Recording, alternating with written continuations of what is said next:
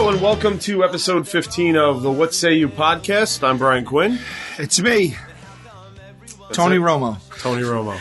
It's Sal, and we're back. You don't have to scream. No, I wanted to yell it. Okay. All right. We are in a hotel room in Atlanta, Georgia. And as such, the sound, I feel like we say this every week, but we did invest in in very high-tech new equipment, but it doesn't lend itself to taking on the road, so we're back on the Yeti mic, which is still quite excellent, but the Yeti mic allows for human error. Yes. And I don't know. Also, right outside your window, you have a beautiful view. I just tweeted it. You can check my Twitter from today, January 18th, to see my view. It's exhaust vents. You have exhaust vents, and they're buzzing loudly. So if Declan can't suck it up, we just have to live with it. I got to live with it. Well, you know what? We have to live with it, and our listeners, if they have a major problem with it, I would say maybe just go fuck themselves. Right, just go fuck themselves. Or turn off the podcast.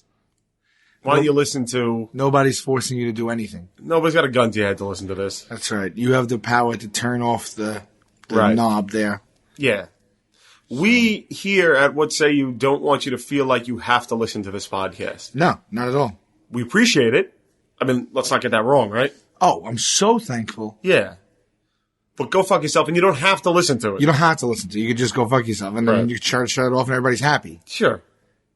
Right? Yeah, but thank you. But no, thanks. Yes.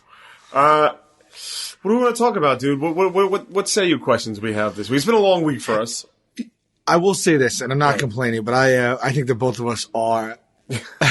I don't even know how we're doing this right now. It's the commitment. I love this podcast. Yes. And it's not even just the commitment to keep the streak going, but it's also that we just looked at each other. My eyelids are half open. You definitely didn't shower today yet. I did. You did? Yeah, I did. Really? I did. I gotta get one. Yeah, but I'm not at my 3-a-day shower. But we looked at each other right before and said, like, we want to collapse. Yeah. And we said, let's just do it because we'll probably feel better after we do it. Of course. Because it's always fun. It's always fun. And we had a long week. We shot an episode of Impractical Jokers. You know what? I don't like talking about Impractical Jokers on this podcast. I don't either. Yeah. I mean, it's worth a mention. It's worth a mention. That we've been in Texas for 1 full week. Right. And we started in Austin, and we went through Brenham, Chapel Hill, San Antonio. Pit stop in Flatonia, Texas. And I would wager to say, the first time ever Flatonia, Texas has been discussed on a podcast. I don't know for sure. I have no way of knowing, but I'm going to go ahead and say good odds. Yeah, we just talked about it on stage. We had a show in Houston last night. We talked about it on stage because it was like in the middle of the highway, and there was nothing else around. Right. We stopped to get gas. We got some barbecue at Joel's Barbecue. Yes. Delicious, too. It was good. And then there was one little liquor store there, and the guy said that there's a population of 900. He probably knows 2/3 of them. There's no bars in the town. You have to go to the liquor store, buy liquor, and then sit on your porch, he said. Yes. Or go to someone's weird, like you dance in your front yard. He said you go to someone's, what do you say, not plateau. I don't know. He basically go to someone's farm. Right. And you hang out. And you dance. He was very specific that people drink and dance in Flatonia. Yeah. So maybe Flatonia is the place to be. Well, before I literally turned around just to look at this, like the scope of the view we were at. Yeah. I was like, oh wow, this is like right out of a movie. Like this is like that like side of the highway. Yeah. The Joel's Barbecue was like shack-ish. Oh yeah, it was a shack. It was a shack. Yeah. And then I turned around, and across the street was a McDonald's. There's nothing else. It was nightfall. It was pitch black. Across the street was a McDonald's. Yeah. We ate a lot of meat. Yeah. Which feeling the effects of that. I have two things that popped out of shooting in Texas, and please understand, I'm not talking ill of the people of Texas. In fact, we did not run into a single asshole. Everybody was so nice. Overly nice. Overly nice. And not because we're on a TV show. Nobody knew we were on a fucking TV show. Right.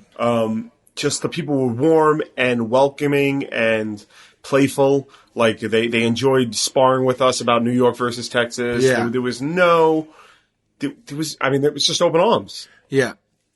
And we had come down hoping to shoot the episode and get Texas people who were annoyed with us and responded by maybe shooting guns at our feet, making us dance, right, or shit like that. None of it occurred. We wanted like real life Yosemite Sam's. Yes. Instead, we got very warm, welcoming people. Now, with that being said, I have an affinity for animals. I think that goes beyond the average person. And every time I eat meat, I feel really bad. I feel horrible. And during this trip, not only did we eat so much meat, which means I felt guilty pretty much 24 hours a day, but we also came in contact with the cows that they're going to slaughter for the meat. Right. And I fell in love with each and every one. Yeah, just like me, I've loved a lot of cows in my day. Sure. Right. Like I would just look into their eyes and I'd pet them. Yeah. And I would just be like, I can't it's the way. I just can't do it. I can't. I have to stop. I'm not there yet. But the time is coming where I just have to stop eating meat for the rest of my life. I mean, a vegan lifestyle is the most healthy thing you can ever do. Yeah, not vegan. I can't milk fish, fuck fish. We know that. Yeah. We know fuck fish. Yeah, well, I love seafood. Sure. So, but I'm just saying, a vegan, if you ever look at people who've gone vegan, I think like there's some famous people who've gone vegan. I think like Alec Baldwin, a few people, and they not only do they shed the pounds, but you literally see a glow in their appearance, skin, energy. Like it's the most healthy thing. It extends your lifespan, everything. Yeah. We have had so much sodium this week. Yeah. I don't understand how Texas people, I guess, do they eat that every day? I think so. Is it just barbecue every day? I think I don't know. I mean, it's a healthy dose of barbecue. It's more than the average, I would say. Shit, man. I feel like a big salted ham right now. You don't look like one. Well, I feel like one, and I feel like I look like one. And I feel like you're just saying that to make me feel better. I'm not. No, I'm not. What good is this podcast if I'm sitting here making you feel better? Nobody wants to hear that. All right. So this probably accelerated the process of me stopping to eat meat. I just can't do it. I can because I just ate a pound of beef jerky, but I have to stop. Right. Are you going to try and stop again? I'm going to try and stop, but permanently. I want to do it permanently. Like when I did it last time, I did it for a year. I said I'm going to stop for a year. Right. And the year was up, and I started eating meat again. But what was the point of stopping for 1 year? Well, I had read that if you stop eating meat, if you only eat meat once a week, you save a certain amount of animals. Like there's a chart. I'm sure these tree huggers will give you the chart if you ask for it. Sure. That seems logical. Or every time you don't eat meat, right? But they had it worked out to a specific thing because like these some of them have switched the tact from okay, look, America is ingrained with meat. We're not going to be able to stop eating meat completely. What if we take the tact of, hey, man, eat one less meat thing a week, and this is how many animals you'll save. You're eating meat things? Meat things, yeah. Imagine if that was on a menu. Meat things? Yeah. Things Are you going to interest you in the specials tonight? What do you have? We have 3 separate meat things. Ooh. Yeah. How are they prepared? So I was like, you know what? Karmically, I won't eat for a year. And I'll bring my leisure like into the black. Right. I did it. I gained 20 pounds. It was horrible because all I did. Did you? Yeah, all I did was eat pasta and. Well, I take issue with the way that you. I don't know. I don't know if we ever discussed it. I don't know, but let's get into it because it was December and you were gearing up to become a vegetarian. You gave yourself the date of January 1st. Right. And then I said, well, you were doing it for the animals, for what you just said. In which case, the same logic would go that if you don't want to eat meat to spare the animals, then you shouldn't. It's unnecessary for you to use animals in any other way, which is to say belts, jackets, shoes, leather, suede. Leather. Right. Same concept. But I was also not going to, for that year, I also didn't buy anything leather. Right. So I was it's just funny if there's vegetarians out there that have like leather, shoes, bags. Sure. I'm sure there are. Right. It is a bit hypocritical. So you said you weren't going to buy anything like that. So that's kind of the right way to do it. Right. But what you did was, Sure. which makes no sense, and I don't understand why you give yourself a pass on this. Right before January 1st, Right. you ordered like 8 pairs of leather shoes, like belts, jackets. So just so you wouldn't, it was a loophole. Right. So that you had all the shoes you needed for that year. Right. But That's like if you let's say you were like, you know what? I'm going to stop eating meat. But before that, you ate meat once a week. Yeah. That's like on Christmas Eve, you ate 52 meat things just to kind of like stockpile it doesn't make any sense. It does make sense though, because you had no problem with me eating a burger in December. Well, because it's different. The scale's different. Because you bought all those shoes so you just didn't have to. You basically bought them all so you could. Well, you know what you did, man. Stop trying to make me. I can't find the words right now. Like, we know what you did. But the idea was that I wasn't going to do anything that harmed the animals for a year. Right, but you bought 8 pairs of shoes at once so you can stockpile them so you had all your shopping done for the year. It was a technicality. Right, but technicalities exist for a reason. And once January 1st came to January 1st, I didn't touch anything. But you wouldn't have purchased, if you weren't going vegetarian over the course of that year, you might have bought those 8 sneakers over the year. Before going vegetarian, you wouldn't have bought 8 pairs of shoes right before. Probably not. Although I was on an Adidas kick at the time. But basically you cheated. No, you see, this, right, I take umbrage with that. Because it's not cheating. Up the entire month of December, I had not changed my life yet. I was allowed to do anything that I wanted to do. So I did it. Man, save it. I have no interest in wasting my time here. Neither do the animals. Okay. They know what you did. Right. They know what you did. Take out that tree hugging short and look at how many pairs of sneakers equals a whole family. Well, look, I'll tell you what, though. The next time, when I do finally phase it out, I figure it'll be sometime in 2014, I won't do that again.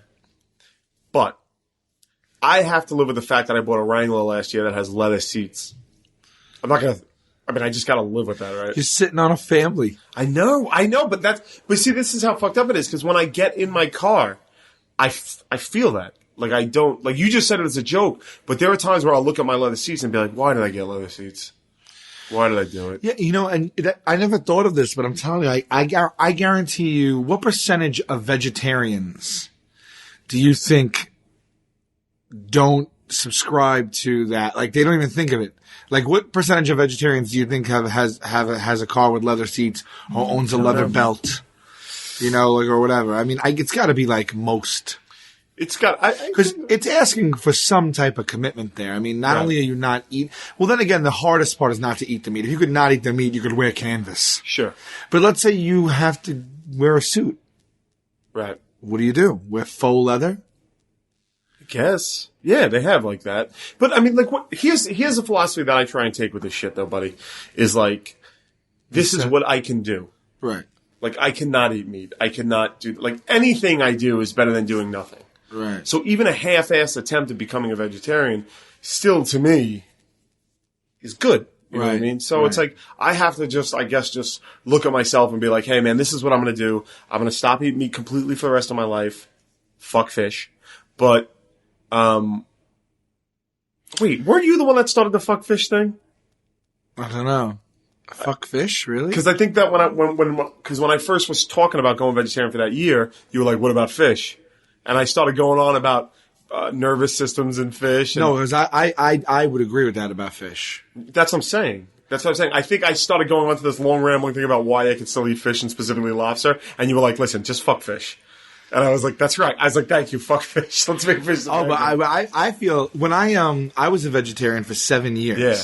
and I didn't eat fish. Mm-hmm. I did it first, and I was like, I'm a hypocrite right now. I mean, I felt like I was a hypocrite, and I was like, because the reason I was doing it back then was the same thing. Like, I saw this documentary, and it got me thinking, and I said, why don't I try it? And then I tried it, and I stayed from 15 years old to 22. And then, like, a year or two, and I was like, oh, what the fuck? Why am I eating fish, though? That's so wrong. Like, you're still consuming a life. Yeah. Fish didn't have to be hooked and sliced in half. But lobster. Yeah, well, lobster is one of your main. I know. You put the knife right through their eyeballs. I've seen you do that to kill them before I throw them in the boiling water. Right. I don't know. I'm telling you, I love seafood, though. Yeah. I have to also live on this planet as part of the food chain. That's the other thing. Yeah. And a fish never looked at me with gorgeous brown eyes and said, hey, man, what? Could you stop? Fishes get a bad rap because they're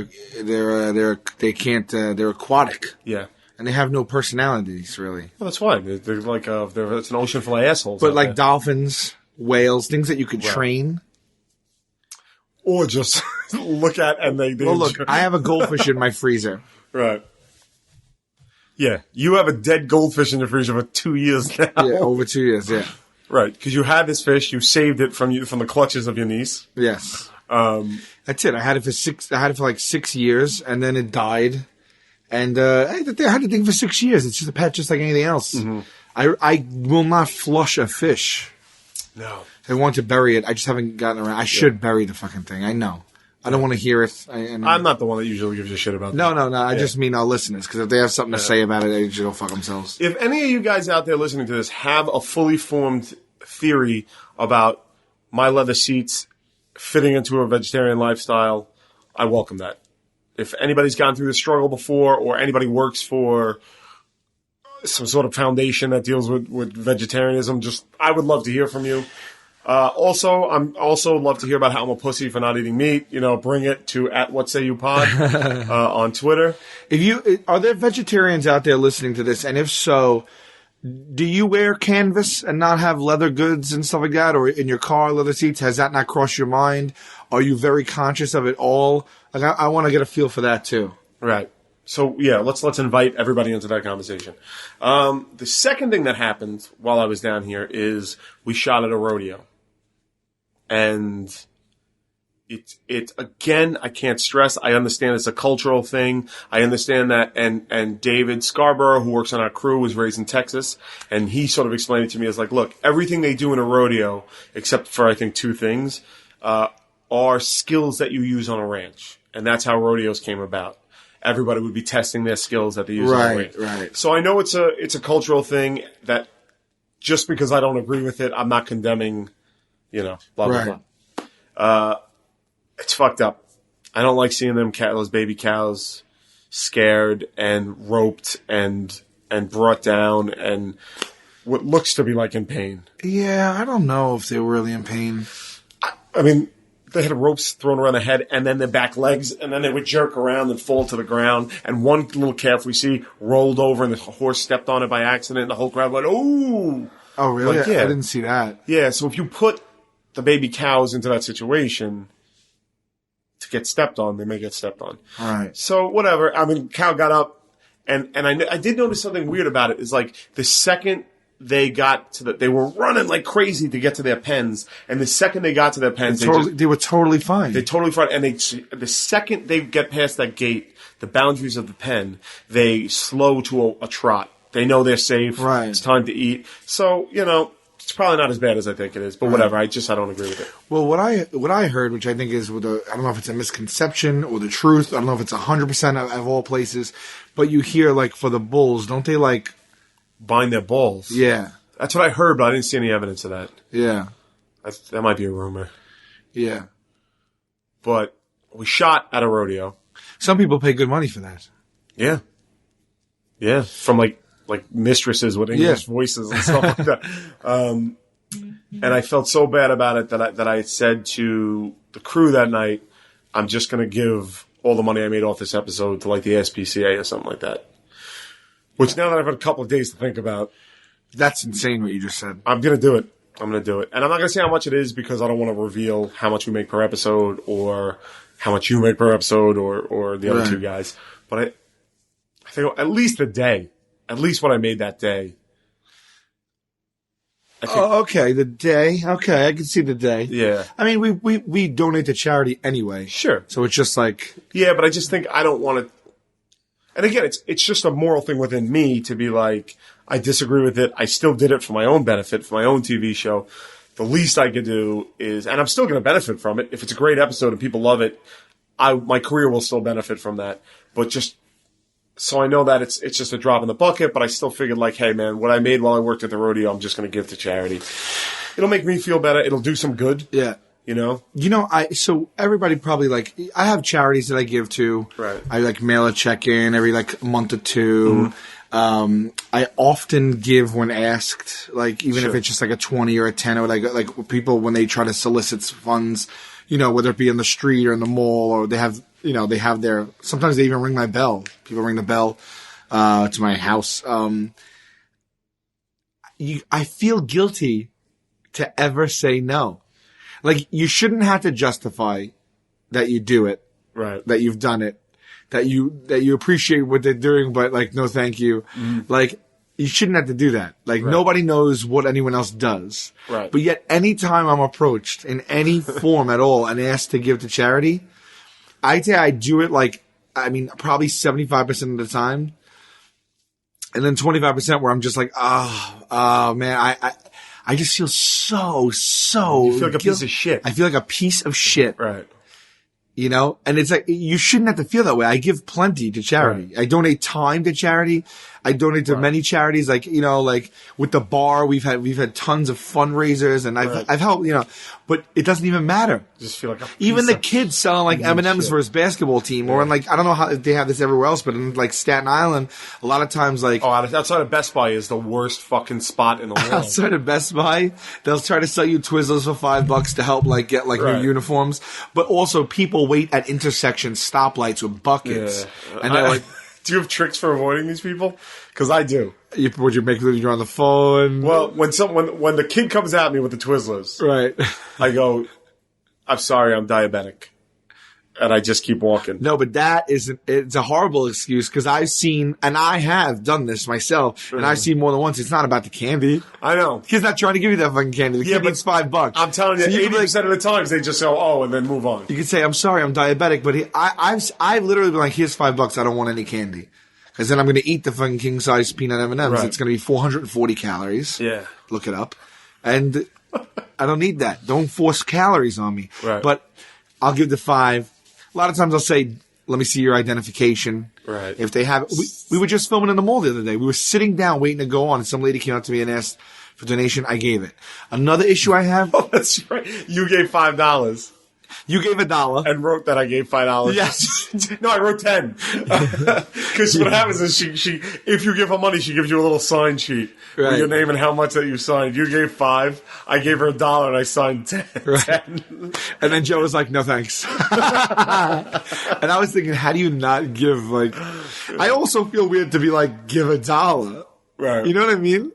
It's just a really weird situation. But we used to do it for hockey in high school. We used to go and raise money. Standing at intersections? In intersections with our jerseys on. Right. Because if you raise a certain amount of money for the team overall, that would lower the cost it was to play hockey. Right. When I played in the mid-90s, the early 90s, it was like around $1,100 to play. That's insane. And that's years ago. Yeah, and I couldn't afford. We had to go sell raffle tickets and sell thousands and thousands just to like supplement the cost of it. That's a lot of money. That's a lot of money.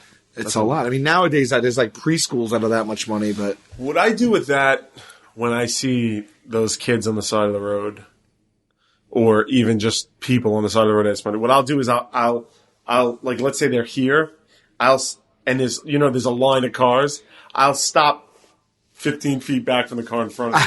And then as they start walking towards me, You start driving. I'll start slowly, so I'll pass them. So we'll slowly pass each other. And then by then they're on the car next to me. I'm like, I'm done. The ways to skirt a charity. You're ducking a charity like the guy, like you owe them money and you're trying to avoid them. No, fuck them. Like, I'm like, It's like in A Bronx Tale. Right. The guy Louis dumps. Yeah, He's Dumps. like, you know what? Fuck it. You got him out of here. Like, here's your $20. You'll never see him again for $20. But to me, it's just like, because even if, I'll even take it a step further, even if I don't have the money on me to donate. Right. And I say, sorry, I don't have any money, I still feel like a piece of shit because I feel they're like, you're lying to me. You're lying to me. Well, those people are out there, usually mostly volunteers. Right. In any weather, in inclement weather, waiting in the fumes, in the danger of speeding cars at an intersection, Right. trying to scrounge together pennies at least. Yeah. And you're stopping 15 feet behind. You know what I've never done that to, though, is veterans with the poppies, the red poppies. Yeah. Because my dad never passed them without giving them money, so I kind of stay in with that.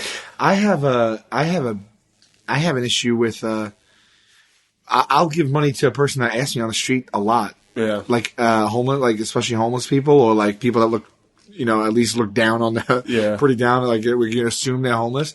As long as they are respectful and they don't look like strung out. Right. If they're like assholes, they're aggressive or belligerent, or they look like they're gonna just take it and buy smack, I don't do it. Other than that, if anyone asks me in a polite way, I give them money. I don't know. I usually like give them like, like $5, $10, $20. Sure. And then they're just like, oh my God. And that goes a long way. Yeah. They just shoot it right into their arms. Yeah. You know what I've taken to doing is like, you know how people get the animals involved? They get the dogs or the cats on their laps. Yeah. What I will do is go and buy cat food or dog food and bring it back for them. Yeah. Because I don't really care too much about the humans.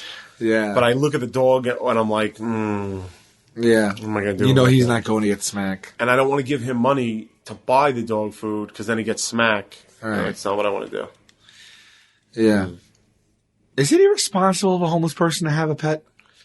There are homeless animals. I don't know. It is. Of course it is. Of course it is. But well, not if they take good care of it, but if they don't have the means to take good care of it. If it's just a money-making creature, like a venture. Oh, no, I don't think it like that. But I just mean like they love the pet, but like they don't know where their next meal is coming from. How do they know where the pet's next meal is coming from? I don't know. Sounds like a moral quicksand, a quandary. Let's say you don't have a place you don't have shelter, right? You think it's easy to eat? Well, right away, everything's easier in the summer, right? Because you're not freezing cold, and there are people outdoors. People are eating outdoors. People are, you know what I mean? Like, you could snag food.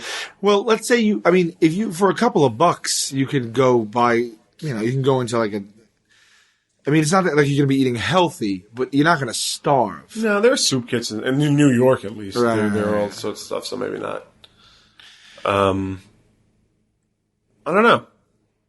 I give. Yeah. We're not pieces of human shit. No. Not on this issue.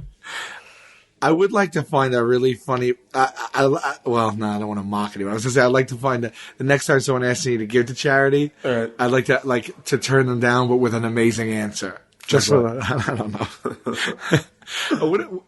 What is that? Where'd that come from? Like I gave at the office. Like that's a piece of shit move. Yeah. That's a piece of shit move. I've heard it my entire life. Like, I gave it the office. I'm telling like a 9-year-old Puerto Rican kid in front of Best Buy wearing a tattered soccer jersey that I gave at the office. You feel ready for the show tonight?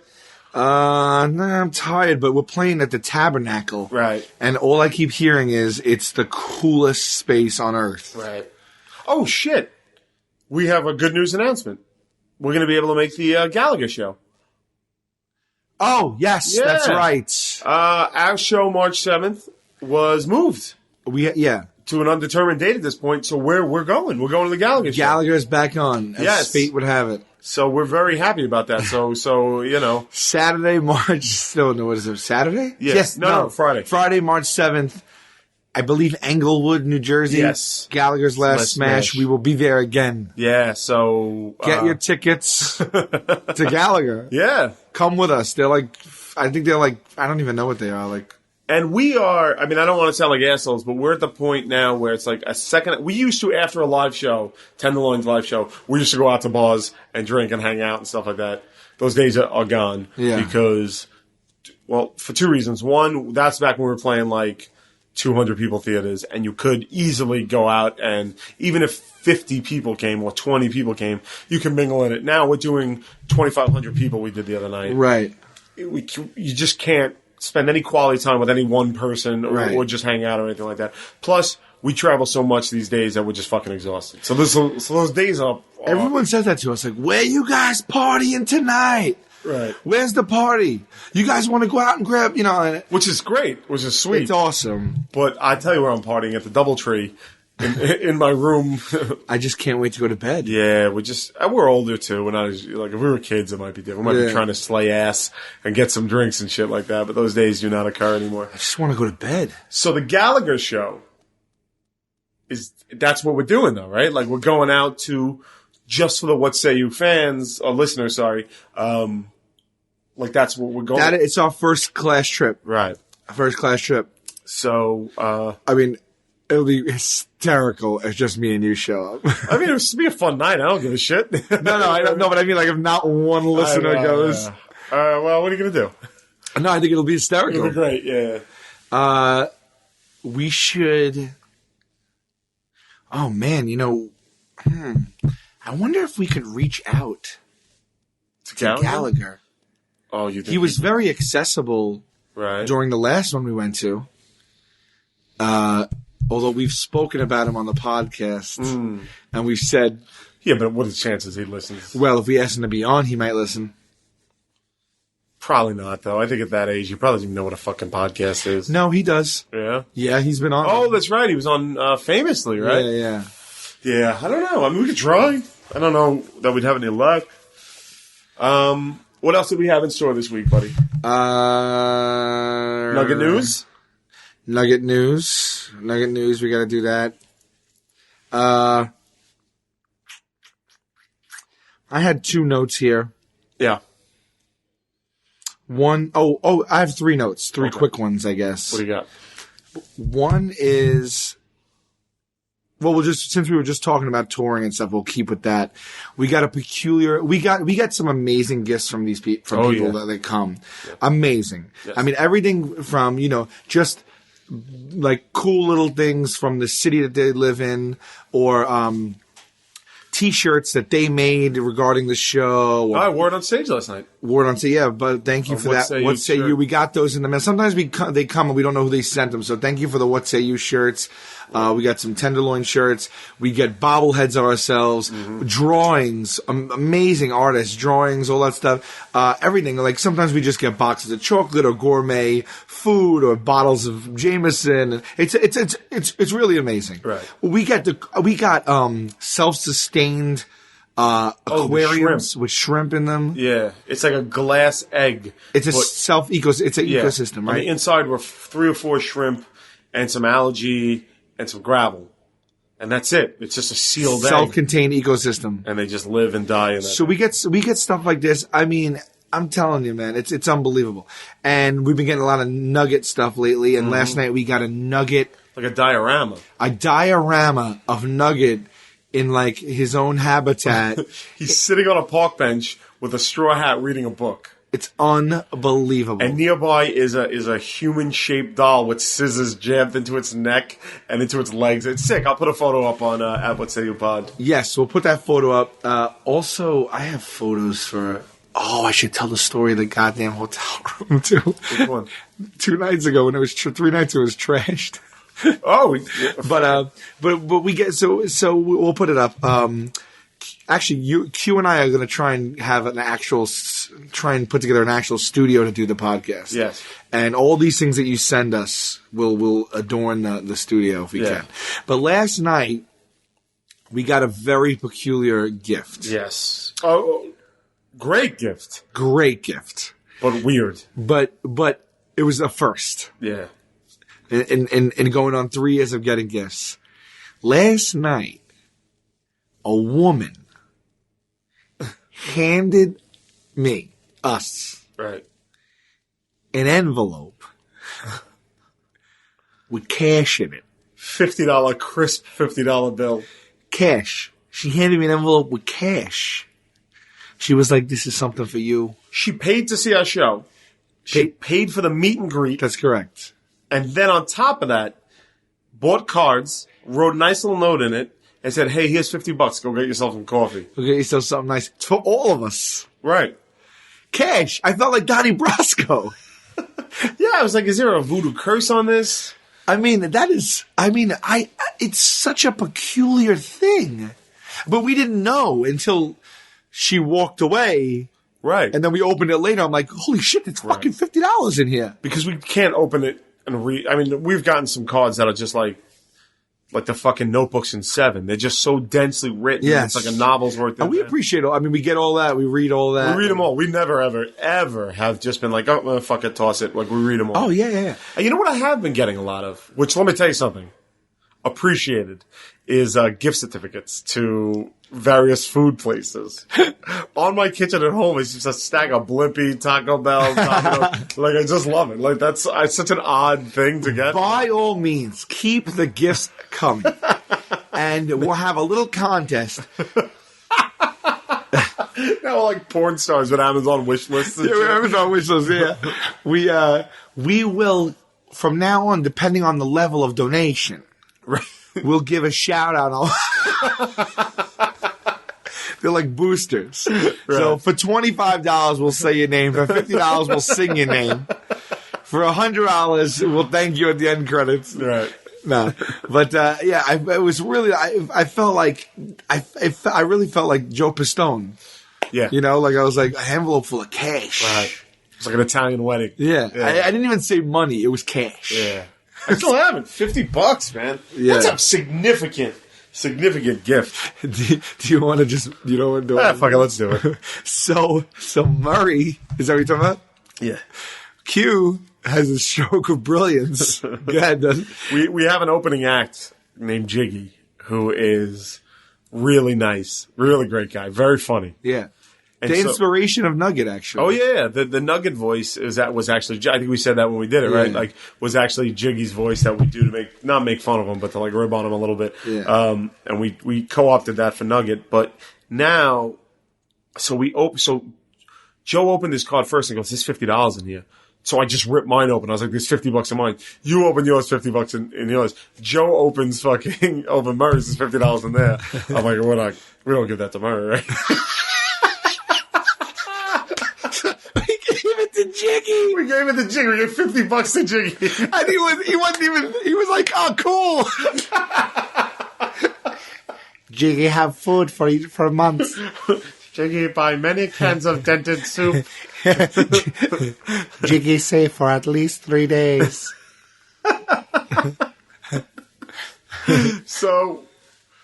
So we weren't going to tell Murray, but I guess, he doesn't listen to this podcast. No, he doesn't. Not only does he not listen to this podcast, he doesn't follow it on Twitter. Like, no support there. Yeah. And then we've started putting the F for Effort, the theme song that Casey Jost and Les Final do, in the playlist for the live show. Yeah, which is their second album, which I have every album. I know every song. Right. And it came on the other day, and I said to Murray, I was like, "God, I really do love this song." I said to him, because I do. And he goes, "What song is this?" What is this? Yeah. And I go, "What do you mean? It's Casey's fucking It's band." Les Vinyl. Right. He's like, it's one of their songs? I go, "You've never heard this?" It's been, and see, this is the thing about Murray. You don't know if he's fucking with you or not. He did not know that song. So I was like, I wasn't going to give him the satisfaction if he was fucking with me to be like, "What are you talking about? It's the opening theme song to What Say You?" So I was just like, "What are you talking about?" I was like, we've had it opening our show for fucking, the live shows. It's on the playlist. And he's like, "I've never heard it before." And then he just gives me a look, and I was like, "All right, Murray." Yeah. All right, buddy. Well, I mean, look, we're not trying to hide it. So if Murray, if you hear this, go to Jiggy to retrieve your $50. Yeah, Jiggy has your money. And technically, Gatto's the one that handed it to him. Yes. So we're out of the clear. What am I supposed to do? Get into a knife fight with Gatto for your $50? Right. Pull your head out of your ass, Murray. But, which brings me to another thought. Okay. Do you feel like an adult? No. No, and I had this thought in the Atlanta airport today. There was an old guy in a wheelchair getting pushed around by a young woman, and I was like, "What's that like? To like you're so old that you are now getting pushed around by a young woman." And I said, "I bet you he feels exactly the way I feel right now mentally. If he's not fucked up from Alzheimer's or something like that, like he probably is like." My mind is as sharp and as young as ever. I feel like I've always felt my entire life. I'm just a decrepit old man being pushed around an airport, though. I just don't understand. Does anyone feel like an adult? I don't think so. I think nobody feels like they know what the fuck they're doing at any given time. Because I don't feel like a. You know what, though? If you're in contact with kids, though, if you were suddenly thrust into a bunch of teenagers, you would be like, oh, these annoying fucking little bastards. Well, I don't know if I'd feel like an adult so much as I feel like they're immature. Well, isn't that no? But like when you're younger, the perception of what you think an adult is not what I am. No, but it is on the surface. Oh yes, I live alone in a home. I have a car. I have a job. Right.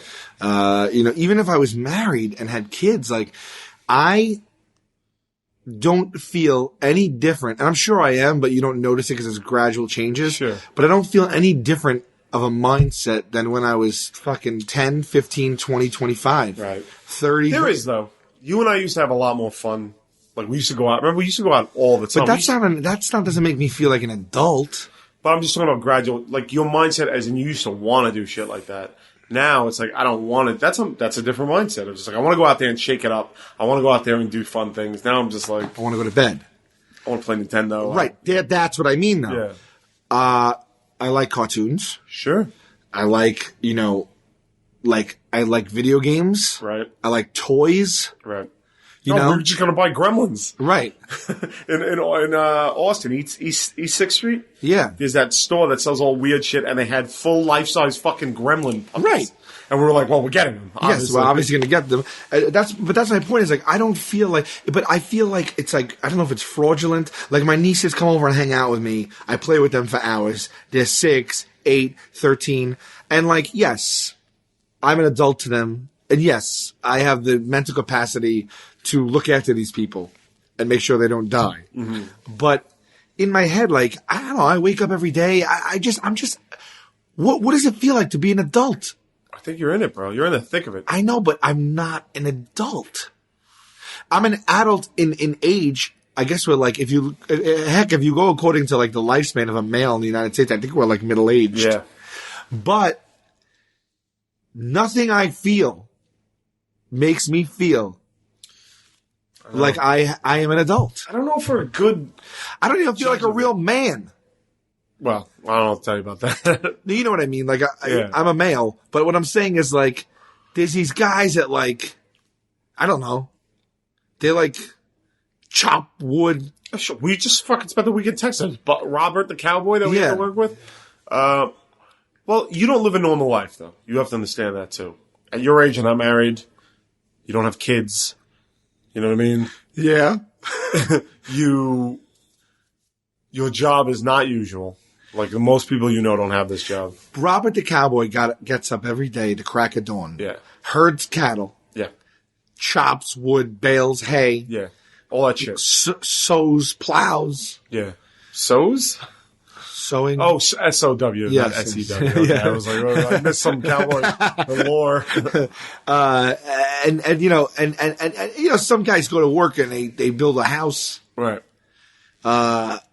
Some guys go to work and they box. I don't know. Yeah, they're called boxers. Oh, yeah. Some guys go to work and they science. Right. No, but I don't know, man. You know, I go home, I get something to eat. It's usually a bowl of cereal. Yeah, but your job is ridiculous. I watch TV. Your job is ridiculous. Your job is to goof around and be an idiot.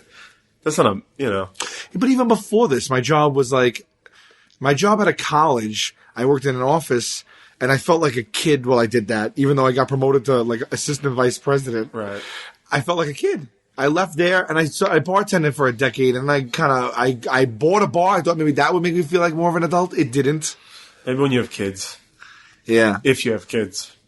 When you have your own kid. Maybe. Yeah, it might be a little bit different then. Right.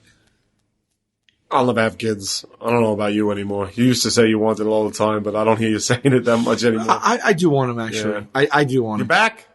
Yeah, I don't want one tonight, but I definitely want one. I want a couple, I think. Yeah, definitely.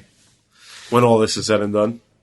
Yeah. Oh, I don't know. Well, I know, when I was in the firehouse, we were working overnights, like the guys with families would say, they wouldn't dwell on it. Every once in a while I would hear it. They'd be like, I'm here. Who's home with my family right now?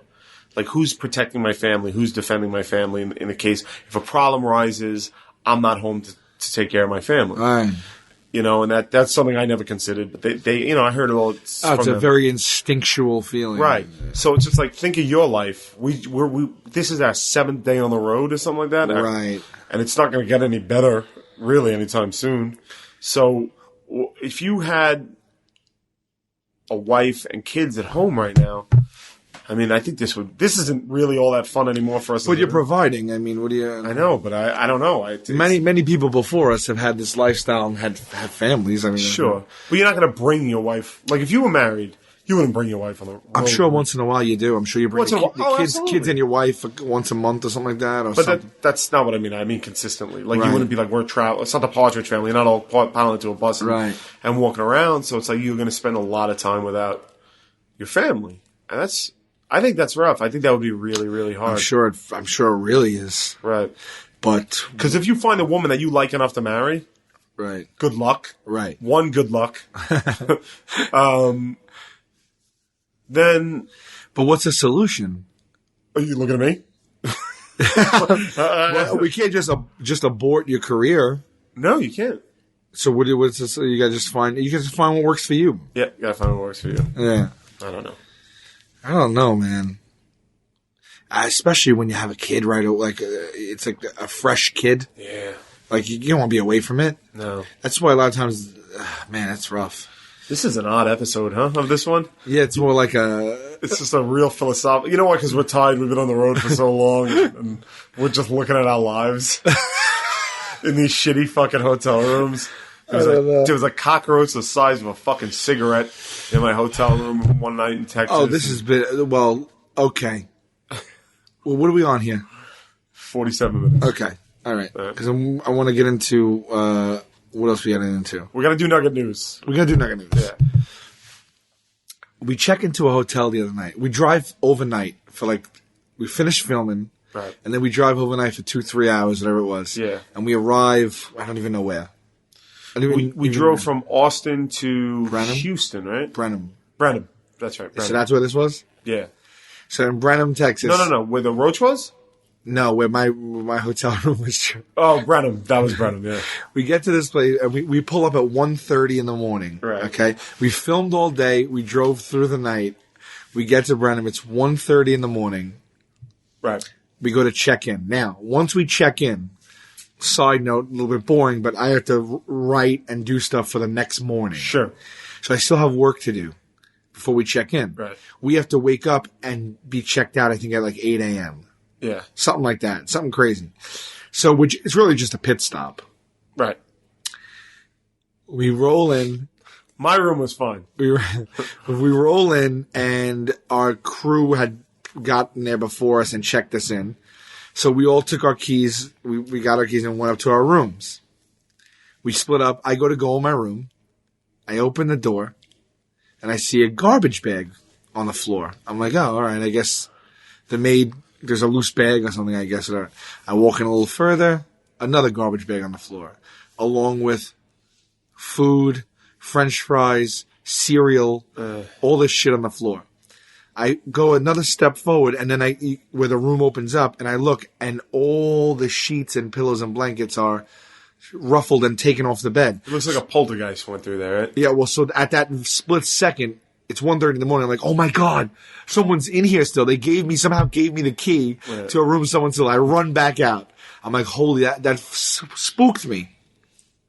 I knock on Murray's room because he's next door to me. I tell him, he's like, holy shit. He said, we got to go see if someone's in there. So we knock on the door, and nobody's answering. I do want to interject on that 1 second. Because we do tend to, on the show, rip on Murray a lot. Right? Right. And we get that question all the time, like, what, do you guys really not like him, and blah, blah, blah. We do. We love him. Yeah, of course. He is always up for adventures and shenanigans. Yes. Like, he's the guy. You knocked on the exact room. Right. He's the guy that wants to investigate. I've never had more fun in an amusement park than anybody but him. Like, that's where he shines. If you're going on an adventure, he's the guy. Call Murray. Yeah. Okay, good. Yeah. Oh, no, yeah. I mean, we play a lot of that stuff up on the Yeah. show. But, we also hate his guts. But, can't stand the fucking guy. So, we go into the room, he leads, and he turns the corner, and like a fucking asshole, he gets a face, he puts on a face like he's seeing a poltergeist. Right. And he's 2 feet ahead of me, so he's looking around the corner of the room before I can see it, and his face goes pale, and he goes, oh my God! And I scream like a fucking... I screamed, man. I screamed. You know, I don't like to get scared. I screamed. I ran out. He's hysterical laughing. And he just did it to fuck with me. He just did it to fuck with me. So I go back in. Dude, the room is trashed. Mm. There's a bowl of clam chowder. Oh, that's gross. Open. Right. There's pizza, there's dirty napkins, wrappers, there's Lunchables ripped open all over the place. The desks were full of grease and what looked like butter. I turned, and then there was a marble sink. It had a garbage bag in it filled to the top, maybe like a 10-gallon bag, clear bag, filled with garbage. Cans, papers, magazines, everything, just garbage, trash everywhere. The bathroom towels on the floor, cups, napkins in the tub. Mm. It was disgusting.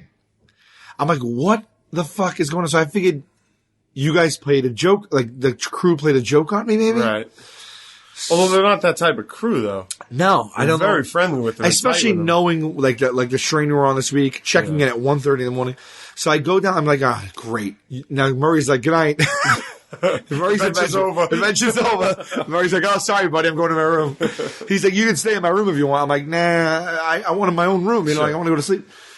So the hotel is silent. No one's there. Right. So I go downstairs. I walk up. There's 2 people working in the whole hotel. Okay. I won't even say the name of the hotel. Sure. I won't say the name. There's a woman and a guy. Okay. And I go downstairs and I walk up and I say, hi. I just came in about 5 minutes ago. My room, either someone is still in it, like, and is not there right now, or it's trashed. And the lady says, that's impossible. So I said, well, why do you say that? And she says, because the person that was in your room before you is a VIP. So you're a liar. Right. I don't know what, like, so what do you, like, what's your theory then? I came down at 1:37 a.m. just to tell you a funny little lie and then hop away. Well, I said to her, well, that's all well and good, but he's a VIP slob. Sure. He trashed the room. She said, well, there's no reason for him to do that. I said, you know what? Let's not argue the merits of this guy's character at 1:37 a.m. Give me another room, and then you can go see the room for yourself. Right.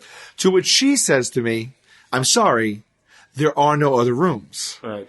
And I said, that's a joke. And she said, no, it's not. And I said, it's Tuesday in Brenham. It was a big hotel. Yeah. I said, oh, I get it. And then I said, you know, they're playing a fucking joke on me. They got it all the way down to the lady at the front desk. I said, this is a joke. You're joking. When my crew set this whole thing up, she's like, no, I'm not joking with you at all. I'm like, there's not a single room for you to put me in. She says, no. I said, well, what are the options here? She says, well, I'll have to go upstairs and clean it. Give me a half hour. To which I'm like, it's 1:37 in the morning. Right.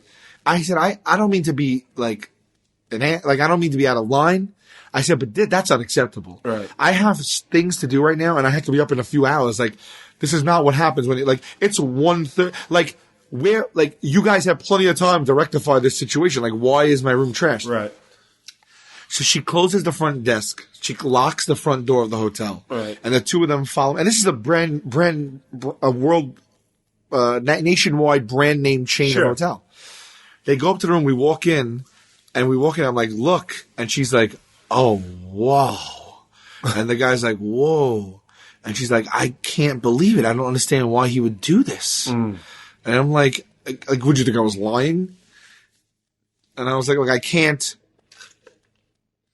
wait a half hour for you. Like, they started cleaning it with me in the room. It was the most awkward thing. Like, I was holding my backpack and my luggage, and they were, like, pulling the sheets off the bed. She's, like, cleaning up clam chowder. And then she's like, she tells the guy, go get the vacuum. I was like, listen, I said, guys, I can't stay here. I got news for you. I can't even stay here anymore. Right. I'm not supposed to see this part. Right. My eyes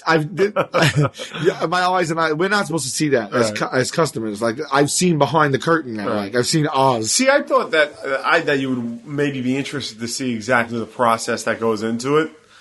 But the process that goes into it is they're going to do the best they can to make it look.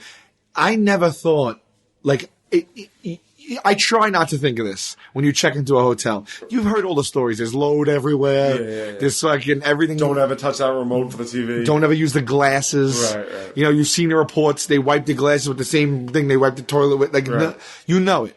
But you still don't think you block it out. Right. Well, I saw it. And I said, I said, this curtain's been pulled back. I can't come back in this room. Right. Now, the person that did this laid in that bed. Like, the fibers absorbed him. You're right. There's no separation. No way. I said, I'm not supposed to. I said, I got to get out of here. So she was nice enough to call a hotel that was in the next lot, per se, and get me a room there. To which she says, because we had driven there, and this is the thing, we're driving to the hotel on the GPS, and the GPS... Oh, fucked us up. The GPS literally goes, I swear to God, the GPS, which you don't even think it's in the vocabulary, it's like, she said something like, you're gonna have to pull over and walk the rest. Yeah, that's right. That's what she said. Yeah, it's like pull over, park car, walk to destination as it is inaccessible from the road. And we're like, what the fuck? It's a major hotel. Right. And Joe's did the same thing. Yeah. And it wasn't even like that. It was like it almost like it was weirdly informal. Yeah. It was almost like, it was almost like, I can't believe I'm saying this. You're going to have to pull over and walk the rest of the way. I've done all I can do. Right. So we walked across a field to get there. And then she tells me, I said, is there a way to get to the hotel? She says, yes. So she says, follow me. I'm carrying 2 backpacks and a big luggage. Yeah. And I wheel it. She takes me to the end of the parking lot. She tells me there's a path. Right. The path that she takes me to the end of the parking lot, she points at shrubs, thick hedges. Sure. And says, you got to bust through there. Right. And then continue on to the next hotel. Well, that was the parking lot we parked in because what we decided to do in answer to the GPS is drive over a field. A field, yeah. And when I say field, I mean a field. There were deer. Yeah, there were deer in the field. We hopped a curb, went up a little mini hill. Right. It opened up into a sprawling plateau. Field. And we drove across it. We ripped up some grass. There was deer everywhere. Yeah. And then we hopped another curb and went to we literally went off-roading to get there. Because we were just like, fuck it, we're tired. It's 1:30 in the morning. Yes. So now she tells me, bust through these hedges and forge ahead. Yeah. And ahead of me was no joke. It was 150 yards of grass. And I took a picture because when I got to the next hotel in the elevator bank, there was an aerial shot of the hotel that I was in, an aerial shot. Okay. And you could see the full on grounds from the last hotel to this hotel. Yeah. And it's literally like a football field length that I walked across, dragging my luggage through like fresh morning dew. It was so horrible. Yeah. But, I will not say the name of the hotel, but I do want to post all the photos. Yeah, put them up because I haven't even seen them yet. Yeah, I will post all those photos. But, look, we're at an hour. Yeah. We got a show in an hour. Yeah. We're going to have to push Nugget News next week. Because I don't want to short shrift it. Like, I want it to be the centerpiece of the episode. Right. So we'll do it. So, we're dying to do it. We love Nugget. We want to get Nugget out more. We just the struggle to even get this episode done, and we just checked into the hotel. Yeah, we literally have to get changed right now and go to the theater. So we're gonna push Nugget News. Let's make the phone call. Okay. Then jump in the shower, then get to the Tabernacle Theater. Okay. What state are we looking at?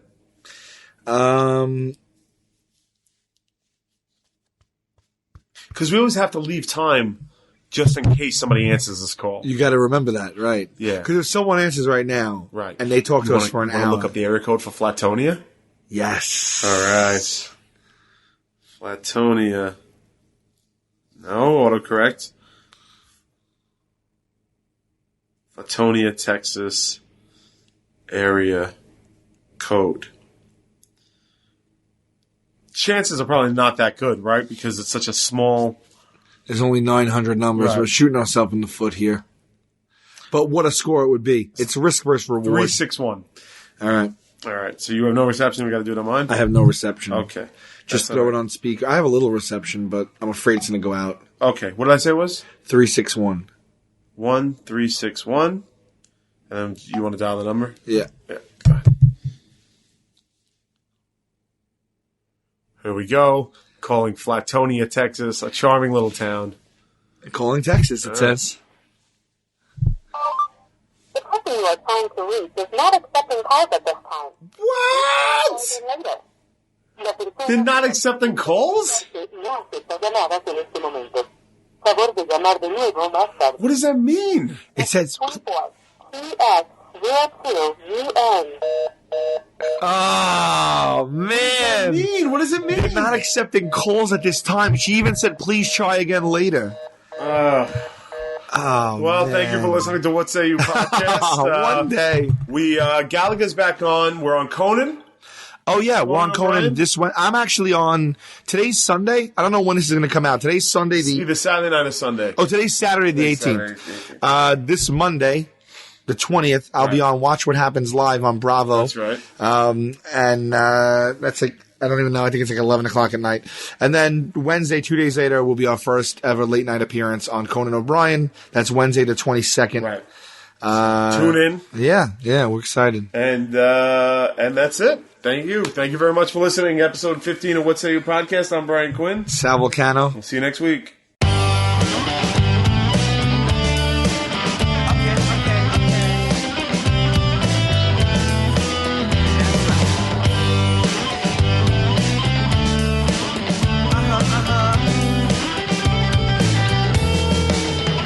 I heard that Rome wasn't built in a day.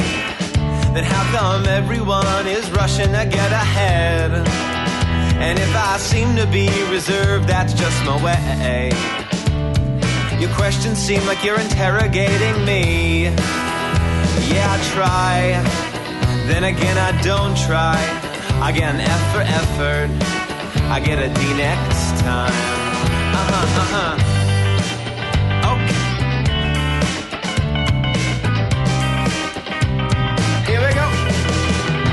I heard the lemon metaphor 4 million times, and I don't stand for lemonade, don't ask me why. And would a beverage stand be a job that be desired?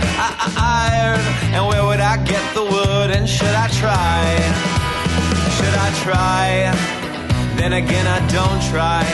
I get an F for effort. I get a 65. Yeah, I try, yeah, then again I don't try. I get an F for effort. I might as well just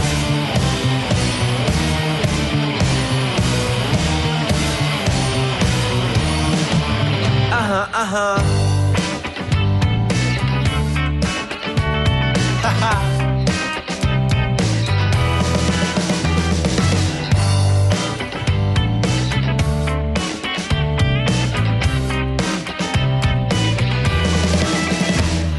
The currency don't grow like leaves on trees. Then how come my money comes and goes so seasonally? And I wish farmers planted plants instead of thieves. My friend pays a ton of green for greener groceries. Yeah, she tries, then again she don't try. She gets an F for effort. She'll plant a tree next time. Yeah, she tries, then again I don't try. I get an F for effort. I get a D next time. Yeah, I try, then again I don't try. I get an F for effort. I get a 65. Yeah, I